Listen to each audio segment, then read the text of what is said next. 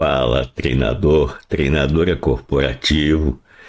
Aqui quem fala é Sérgio Nagel, do Palestra em Roda. Esse vídeo faz parte, mais um vídeo que faz parte da playlist Fábrica Criativa de Treinamentos. Hoje, nós vamos, eu quero começar esse vídeo fazendo algumas advertências que são, eu acredito, serem muito importantes.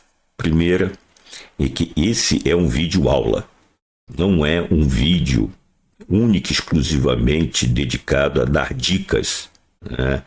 E por causa disso não vai ser um vídeo curto. Eu vou colocar para você o melhor, as coisas que eu sei. Então eu não vou me dedicar a restringir tempo. Como eu sei que você nem sempre poderá assistir todo o vídeo, eu vou dividir. Esse vídeo está dividido, você vai assistir ele todo dividido em índice, vai ter um índice, e você vai poder então percorrer os pontos que lhe parecer mais interessante. Eu gostaria muito que você assistisse o vídeo todo, porque foi feito com muito carinho, mas como eu não vou restringir tempo, então eu vou dividir no índice. Esse índice está aqui logo abaixo, nos comentários você vai ver o índice, e aí você vai poder acompanhar as partes que lhe interessam.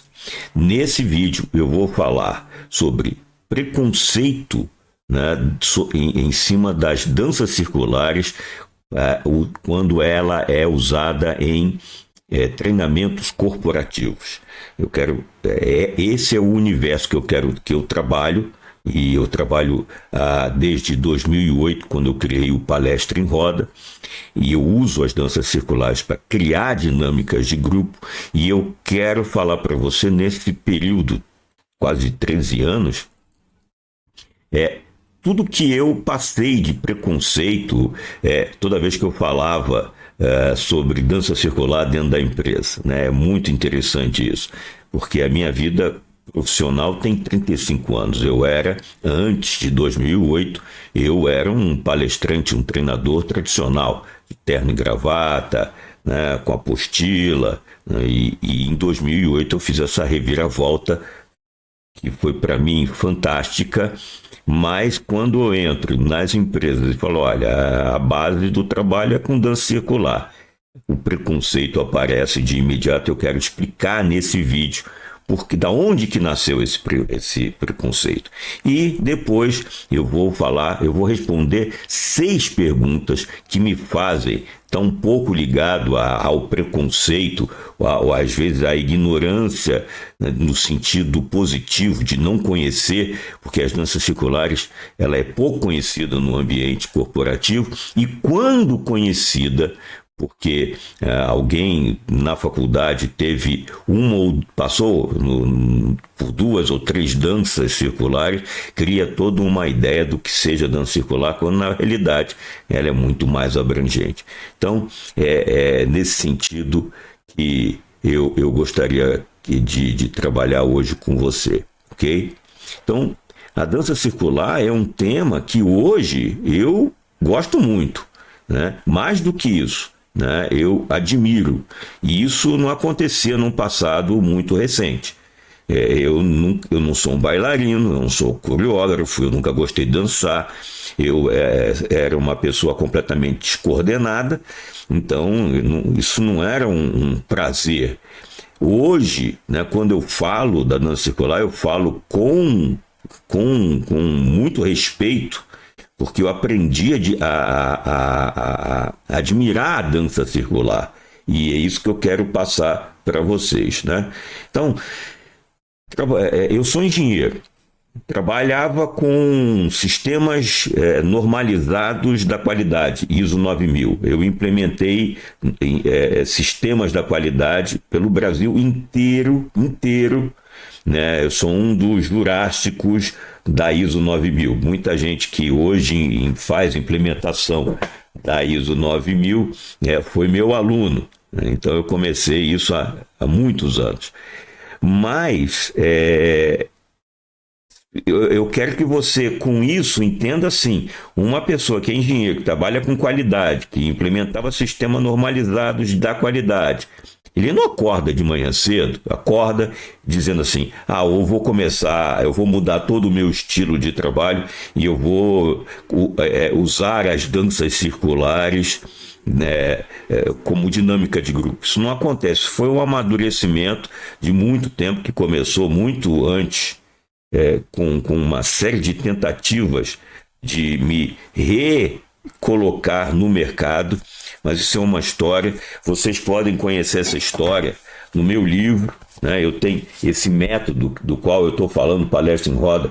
Eu escrevi em 2015 e eu coloquei no meu livro, chama-se Quem Não Muda Dança, Danças Circulares, a ferramenta que faltava para criar treinamentos poderosos.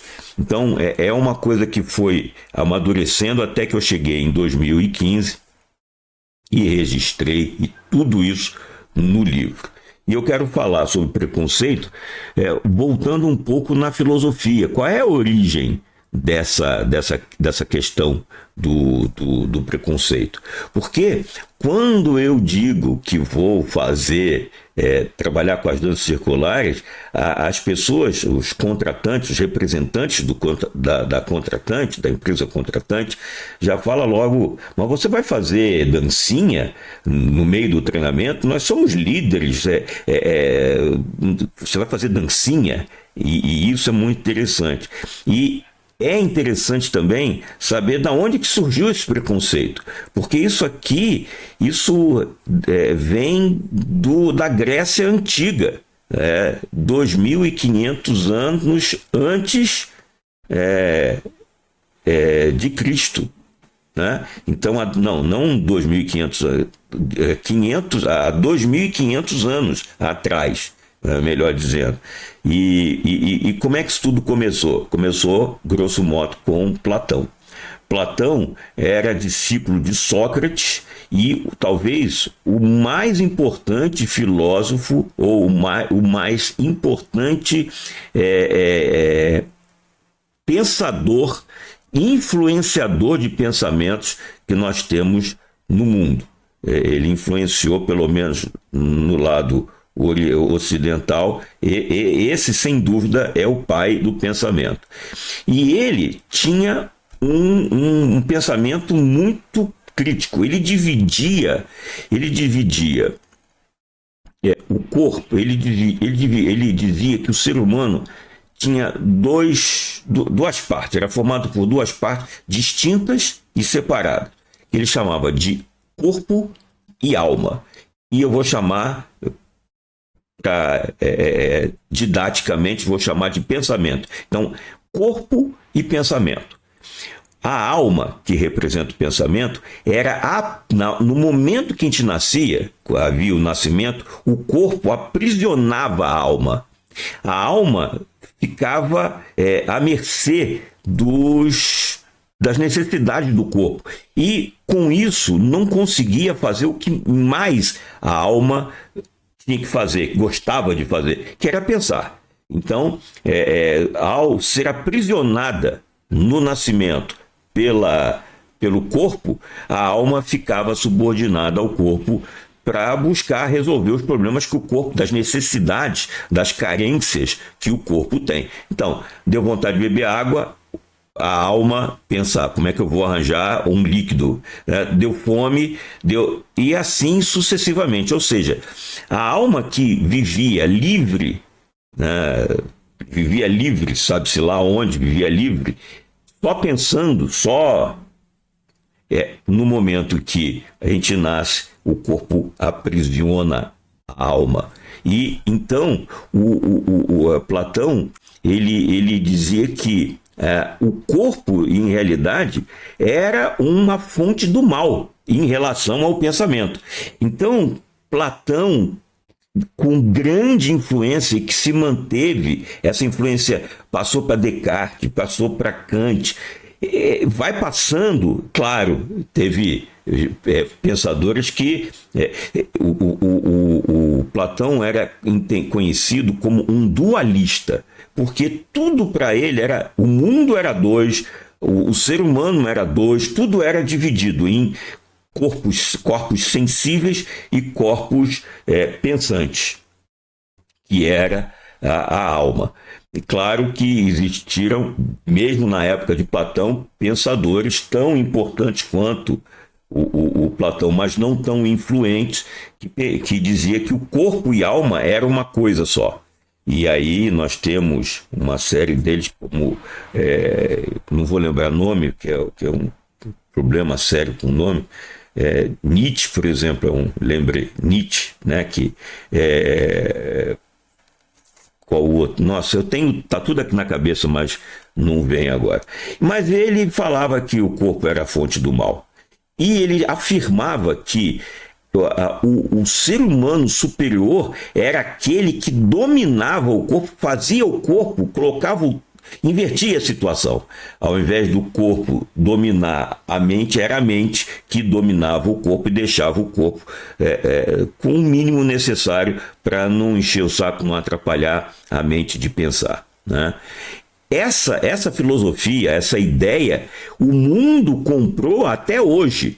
Então é muito fácil você perceber que as pessoas valorizam muito mais atividades de pensamento do que atividades do corpo. Toda vez que o corpo entra e se expressa, se movimenta, é motivo de preconceito, de deboche, né? As pessoas não gostam, não reconhecem o valor, a potência que o corpo tem. O que acontece é que nada que a mente, né, tem para processar não nasce dentro da mente, não nasce. Tudo é entregue via corpo. Ou seja, quando você tem um corpo sensível, capaz de perceber melhor, interagir melhor com as coisas do mundo, né, pelas nossas visão, tato, audição, paladar, quanto mais sensível é o seu corpo, melhor qualidade é captado do mundo, e esse produto, essa matéria-prima que vai para o cérebro, o cérebro então tem uma boa matéria-prima para processar. Por exemplo, eu sou míope, eu tenho quase 5 de miopia. Se eu tirar os meus óculos, né, a captação que os meus olhos fazem das coisas do mundo é tudo fora de foco. Ou seja, o que o cérebro está recebendo para processar e tomar decisões é fora de foco, ele não consegue. Então eu tenho que corrigir minha visão através dos meus óculos. Espero que você tenha percebido o que eu quis dizer. Depois de muitos anos, Gardner, ele colocou, o que eu costumo dizer, colocou ordem no galinheiro. Porque ele falou o seguinte, na verdade nós temos várias inteligências, nós temos muitas inteligências. E nesse momento, e aí juntou com a inteligência emocional, que a inteligência emocional, ele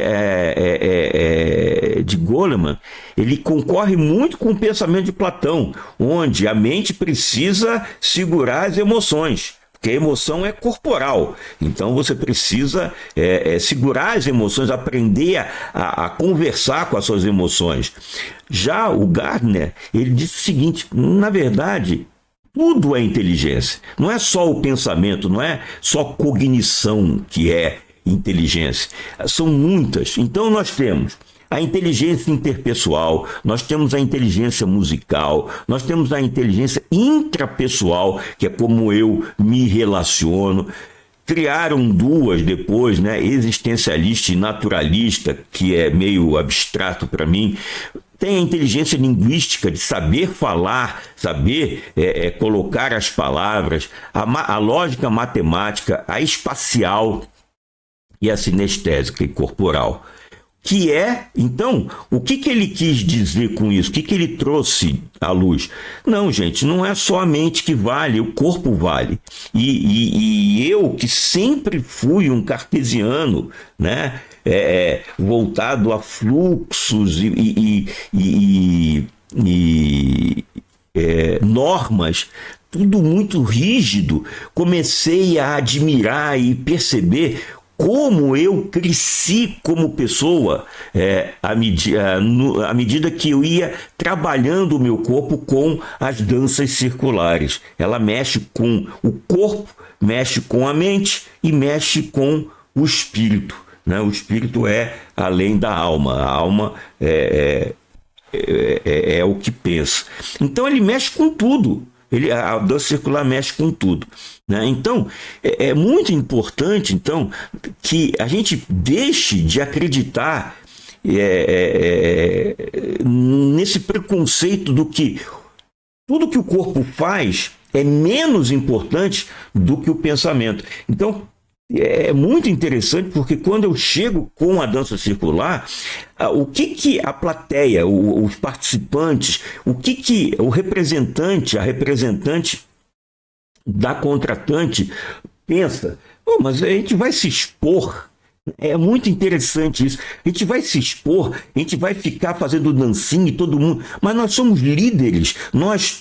É essa sensação. As pessoas não percebem que se não trabalhar o corpo para que o corpo ganhe em sensibilidade, em percepção, que permita que as pessoas decidam de uma forma melhor, ela vai ficar exposta de qualquer forma, porque como ela vai tomar decisões equivocadas, como ela vai se comportar de forma equivocada, porque ela não tem as melhores referências, porque o corpo não está municiando a mente com a melhor matéria-prima possível para ela tomar decisões, é claro que ela vai se expor.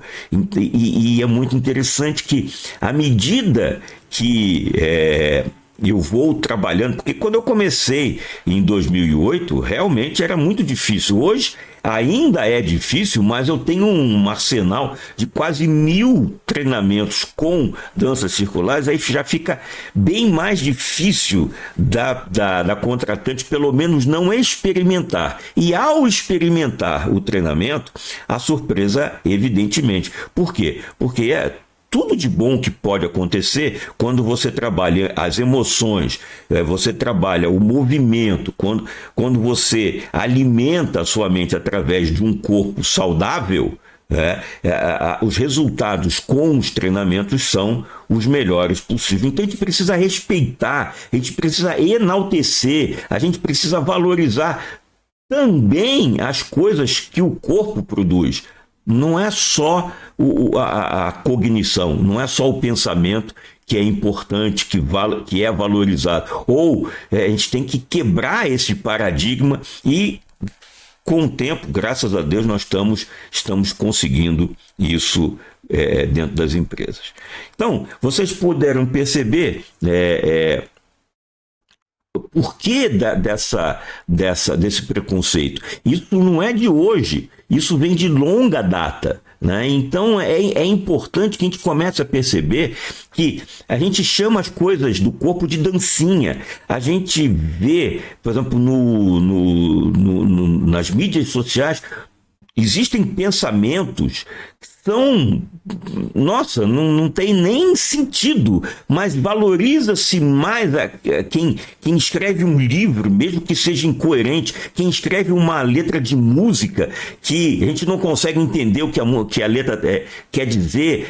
Valoriza-se mais quem pensa, quem coloca a produção através do pensamento, do que quem se expressa. Mesmo atletas, você pega um pensador e um atleta, você curte o atleta, né? O atleta ganha dinheiro, é famoso, mas se você tiver que enaltecer, você sempre vai enaltecer a pessoa que usa o cérebro, que usa a cabeça, que usa o pensamento. É o preconceito com o corpo, quando na verdade cada um de nós tem uma porção maior de inteligência focada. E o corpo faz parte desse arsenal de inteligência, né? Isso é muito importante.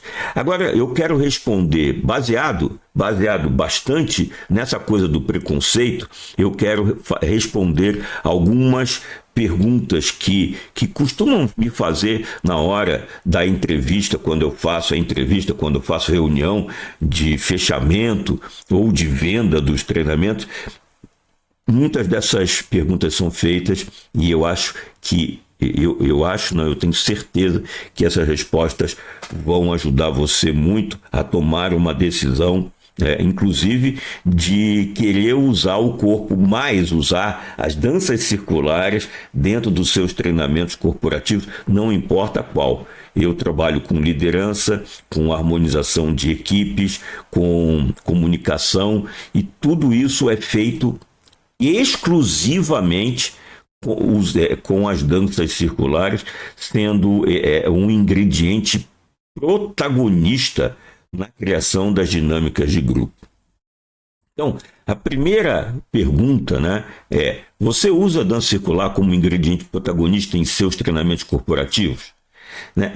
Quando eu digo que eu vou usar, as pessoas não acreditam que seja possível criar um link entre as danças de forma que se estabeleça realmente um fluxo de informação. E as pessoas duvidam que seja possível trabalhar com as danças circulares. O que eu tenho a dizer para você é que eu faço isso desde 2008. São quase 1.000 treinamentos usando única e exclusivamente as danças circulares como ingrediente protagonista. O que significa isso? A gente fica fazendo as dinâmicas de dança o tempo todo? Claro que não. Existe um momento de nós dialogarmos, de apresentar teoria, dos grupos interagirem, né? Porque eu chamo a dança circular de ingrediente protagonista. Ele está presente na dinâmica, mas ele não é o único ingrediente na formação dessa dinâmica. Se você tem realmente interesse em saber como é que se cria dinâmicas de grupo usando as danças circulares como ingrediente protagonista, deixa o seu comentário aqui embaixo, faz um pedido, eu gravo um vídeo para você explicando como é que essa coisa acontece, né? Interage comigo pelo vídeo, que eu responderei a todas as suas questões gravando vídeos para você. Segundo, o uso de dinâmicas que usam danças circulares tornam o aprendizado mais longevo, porque existe aquela coisa assim, né? O que eu ouço eu esqueço, o que eu vejo eu entendo, o que eu faço eu aprendo.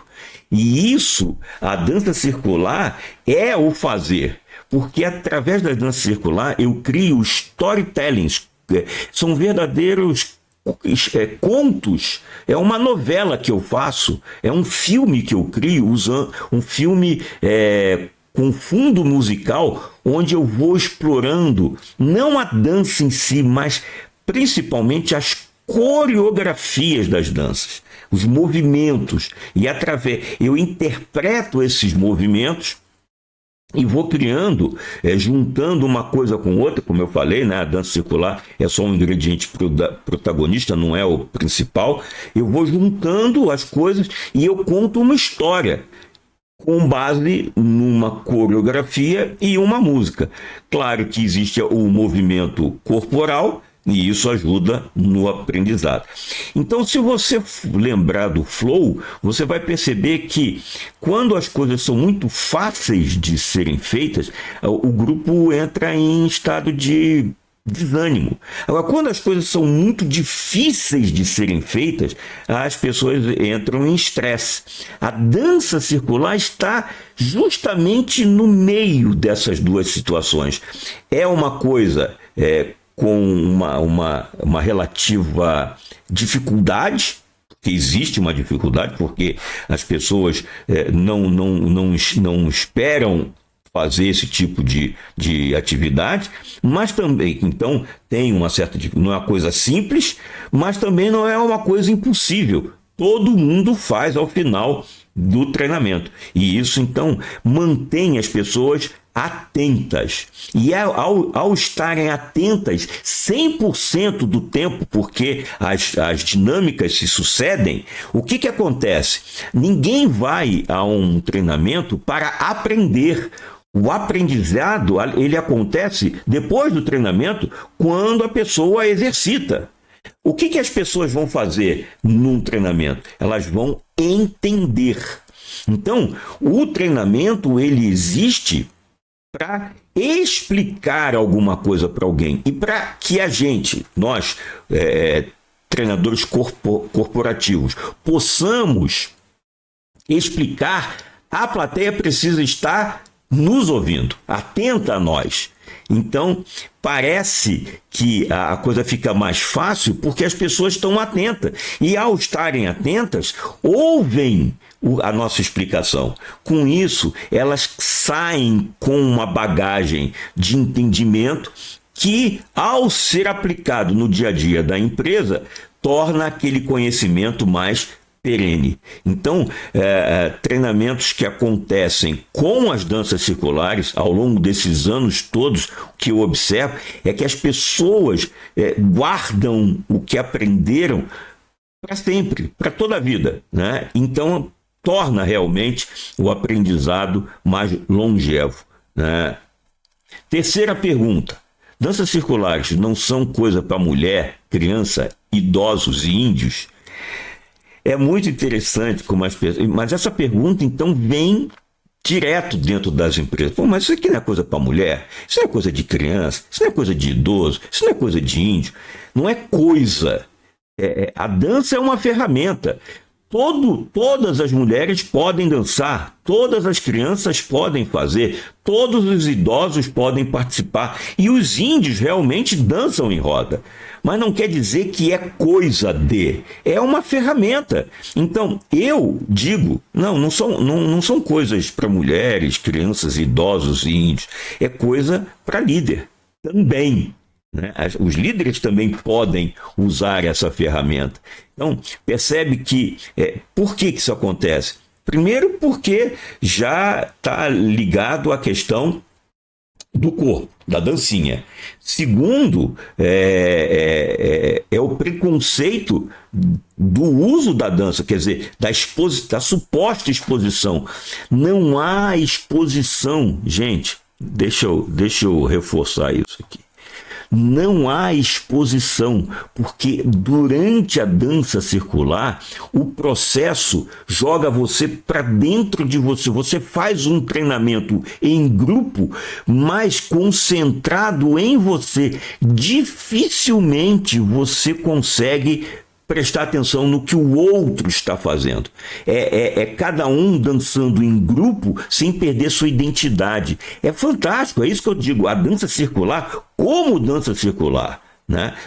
Como produto acabado, não como ingrediente para criar algo mais complexo. A dança circular, ela é uma ferramenta fantástica, porque você está dançando em grupo, mas ao mesmo tempo você está concentrado em você. Você não consegue, diferentemente das dinâmicas tradicionais, em que o que a gente vê na dinâmica tradicional? Meia dúzia está fazendo, 30 estão olhando, e na hora de apresentar, escolhe alguém para ir lá na frente. Normalmente, quem é aquele que a gente diz assim: mas você tem a letra bonita. Né? É assim que a coisa acontece. Não é todo mundo que trabalha na dinâmica de grupo.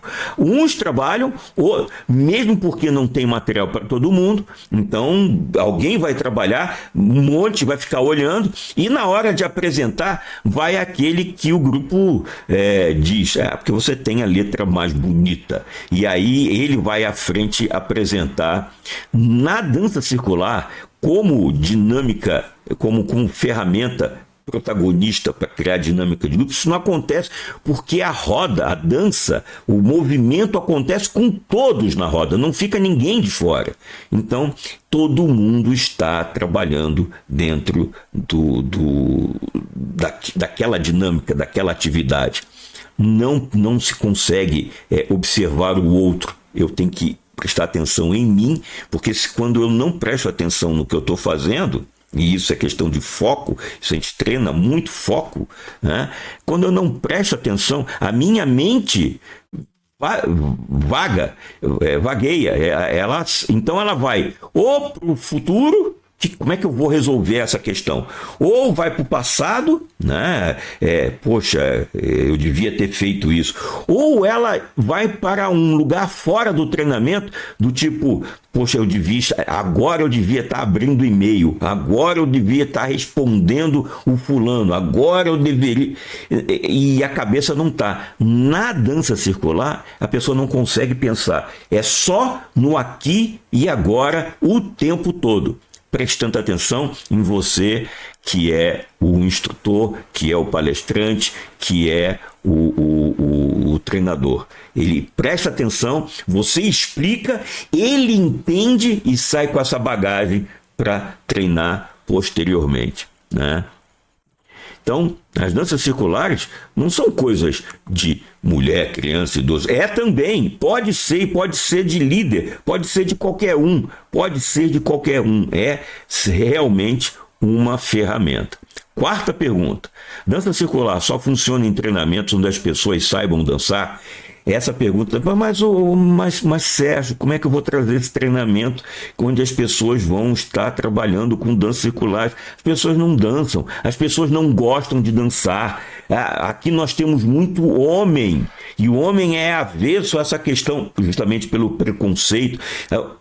Tudo isso eu mostro, tenho dezenas, centenas de vídeos e fotos de pessoas interagindo, homens trabalhando, grupos mistos, e ninguém precisa saber dançar. Por quê? Porque uma das características das danças circulares é justamente a gente ensina os passos, a gente chama a coreografia.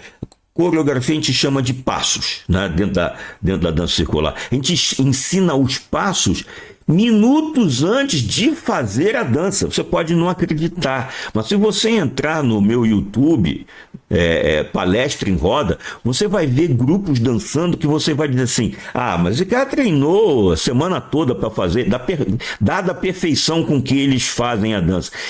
Aquilo que você está vendo lá no YouTube foi ensinado 2-3 minutos antes deles fazerem a dança.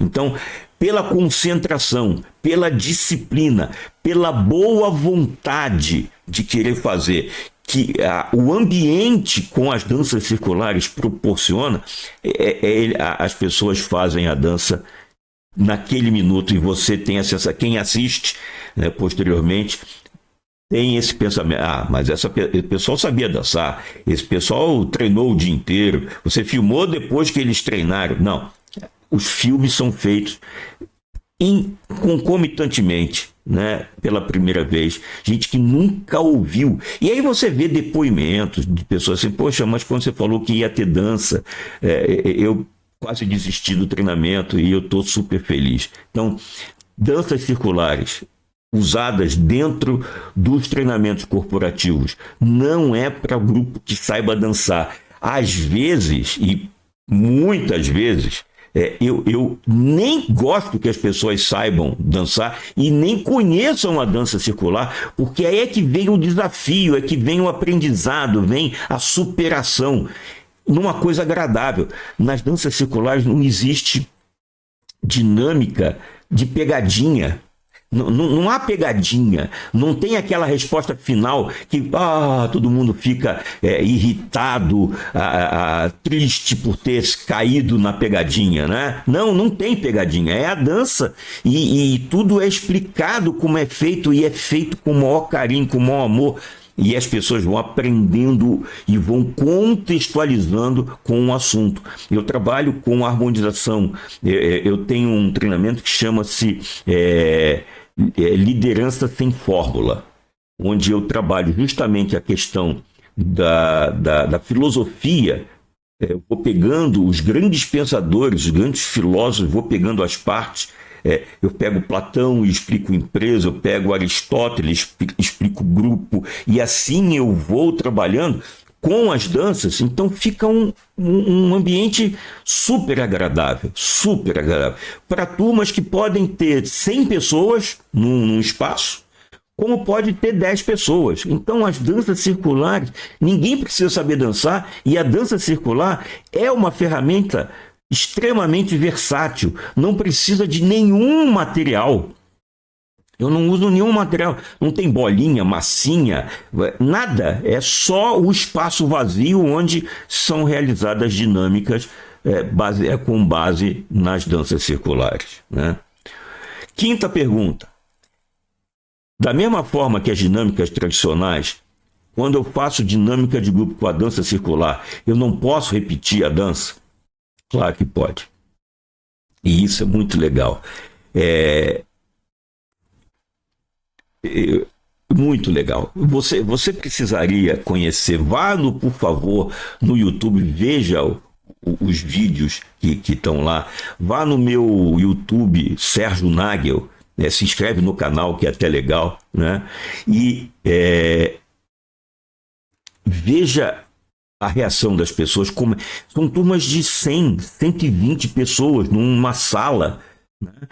E turmas com 10 pessoas. Então, o que é interessante? Porque, por exemplo, se você pega uma dinâmica tradicional, que tem um desfecho, que tem uma resposta, que tem um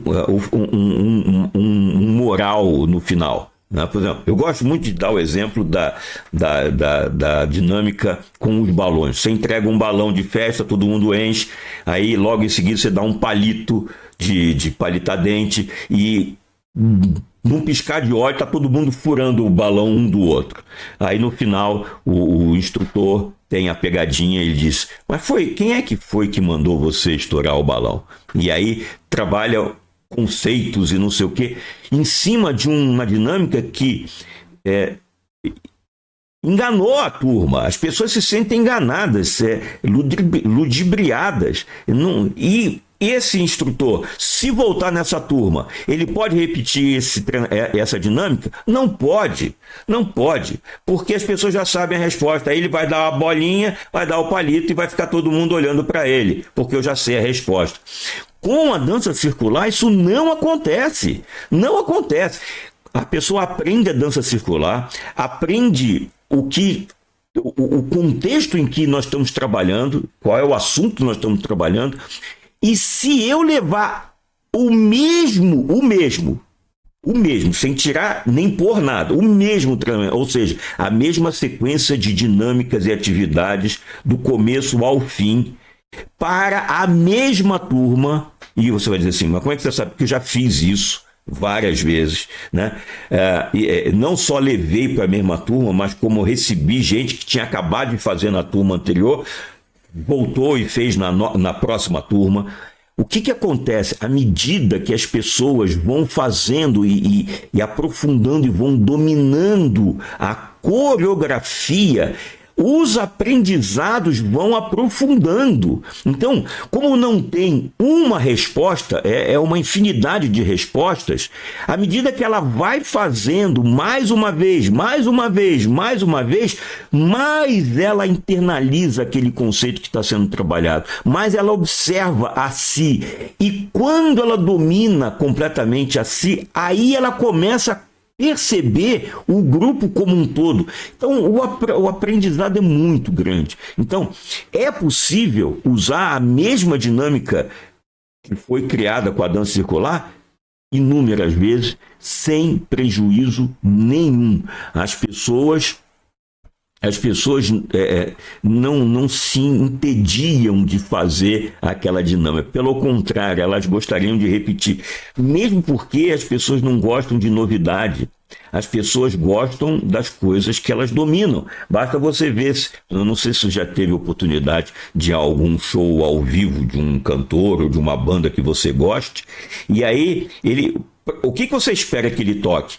Todas as músicas antigas, só música antiga. Quando ele diz, agora eu vou apresentar para vocês o novo disco, a música que vai entrar no novo disco, o novo CD.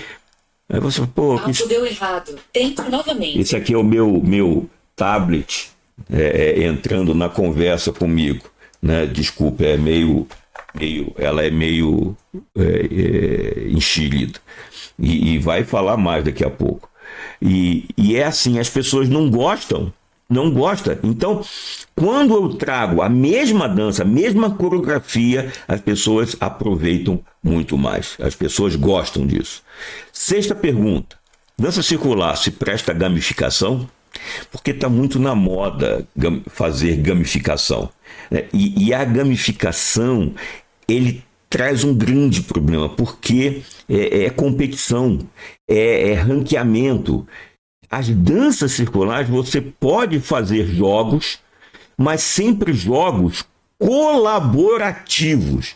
Ninguém pode fazer o seu passo é diferente dos demais, porque atrapalha a roda. A gente chama o grupo, como é dança circular, a dança é feita de mãos dadas. E então a gente chama, dentro do mundo da dança circular, a gente chama isso de roda.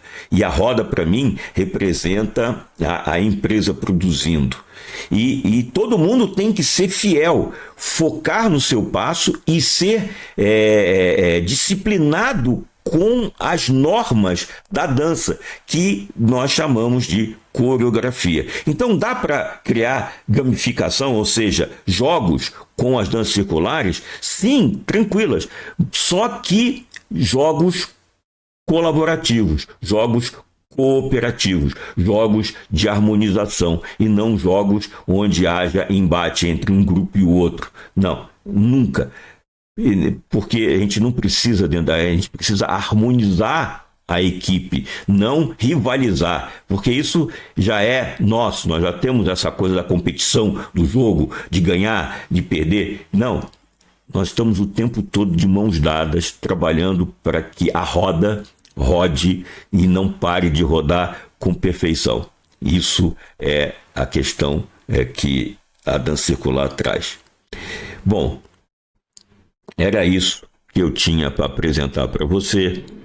Eu espero sinceramente que esse tempo, né, nós estamos com 42 minutos, né, tenha sido proveitoso, as informações que eu passei venham a ser úteis para você. Eu vou pedir que você, se isso foi útil, se inscreva no canal, que é importante para que esse canal ganhe força, desabroche e possa atingir novas pessoas. Curta o vídeo, compartilha e interaja com ele. Deixa suas perguntas. Se eu não fui claro, e é claro que eu não sou claro, porque eu já sei, então, como eu já sei, parece que todo mundo sabe. E isso não é verdade, e é por isso que eu gosto dos treinamentos presenciais, eu gosto de live, prefiro live, mas interaja comigo, deixe seu comentário, deixe a sua pergunta, sua curiosidade.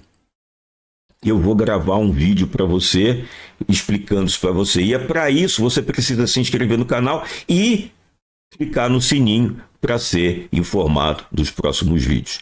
Então, foi um prazer e uma alegria gravar esse vídeo para você. Desejo muita paz e que o seu dia seja magnífico. Forte abraço.